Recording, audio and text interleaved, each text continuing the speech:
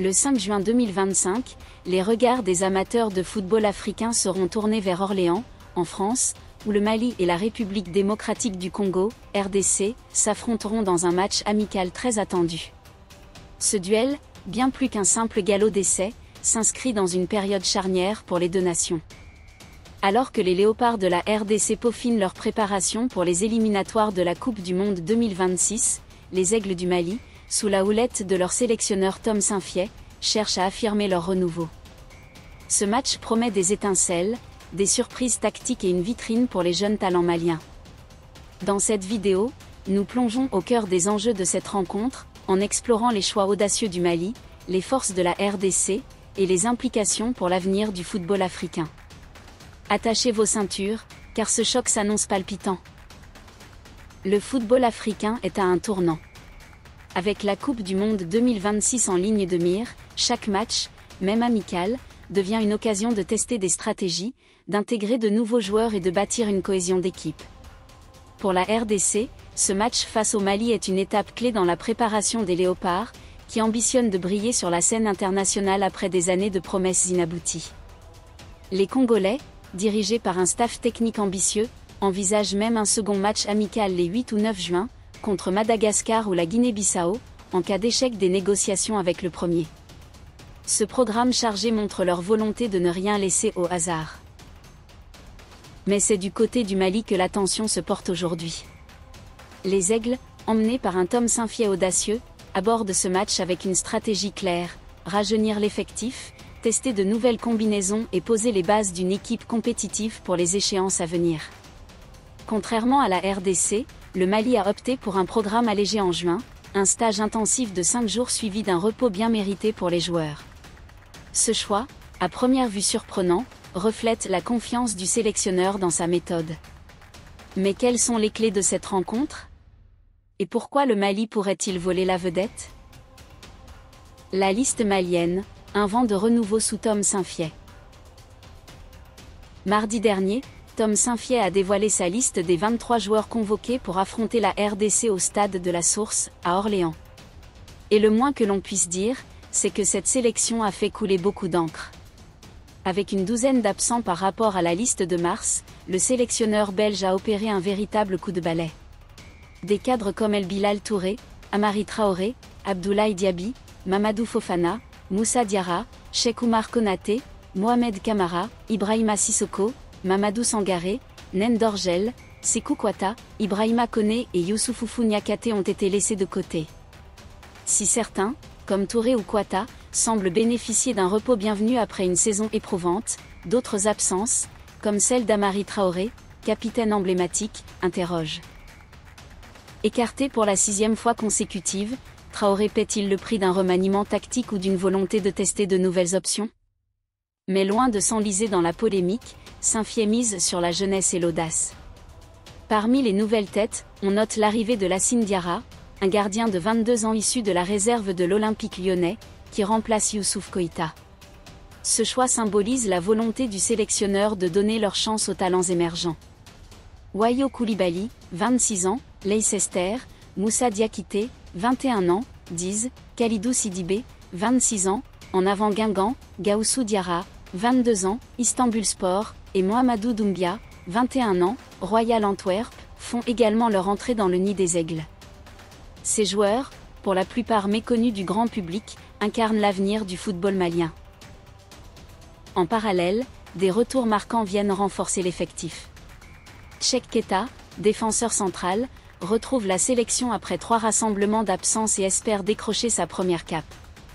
Lassine Sinayoko, Mamadou Doumbia et Moussa Silla, ce dernier zappé en octobre pour des raisons physiques, signent également leur comeback. Parmi les cadres maintenus, Yves Bissouma, capitaine et leader incontesté, ainsi que Kamori Doumbia et Sékou Niakhaté, apportent une touche d'expérience à cet effectif rajeuni. Cette liste, à la fois audacieuse et risquée, pose une question: le Mali peut-il transformer ses choix en succès sur le terrain ? Les forces du Mali, une équipe en quête d'équilibre. Le Mali dispose d'atouts indéniables pour ce match. Sous la direction de Tom Saintfiet, les Aigles ont adopté un style de jeu pragmatique, basé sur une défense solide et des transitions rapides. Yves Bissouma, pilier de Tottenham en Premier League, est le moteur de cette équipe.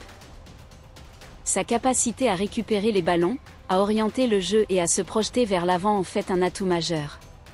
À ses côtés, Kamori Doumbia, dont la polyvalence au milieu de terrain est précieuse, pourrait être le métronome de cette équipe. En attaque, Lassine Sinayoko et Moussa Silla, deux joueurs explosifs, ont les moyens de déstabiliser la défense congolaise. Mais c'est surtout l'émergence des jeunes qui pourrait faire la différence. Moussa Diakité, par exemple, impressionne par sa maturité à seulement 21 ans. Formé à 10, il apporte une fraîcheur et une agressivité qui pourraient surprendre les Léopards. De même, Mohamedou Doumbia, jeune prodige de Royal Antwerp, est une carte à jouer pour dynamiter les ailes. La défense, renforcée par le retour de Tchèque Keta et la présence de Sikou Niakate, devra toutefois se montrer vigilante face à l'attaque congolaise, connue pour sa puissance et sa créativité. La RDC, un adversaire redoutable mais perfectible. En face, la RDC n'est pas en reste. Les Léopards, emmenés par des joueurs comme Yohan Wissa, Gaël Kakuta et Cédric Bakambu, possèdent une force de frappe offensive impressionnante. Leur style de jeu, basé sur la vitesse et l'impact physique, peut mettre à mal n'importe quelle défense.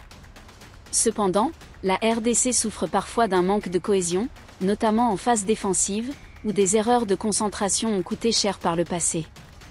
Ce match amical sera l'occasion pour leur sélectionneur de tester de nouvelles associations et de corriger ses lacunes.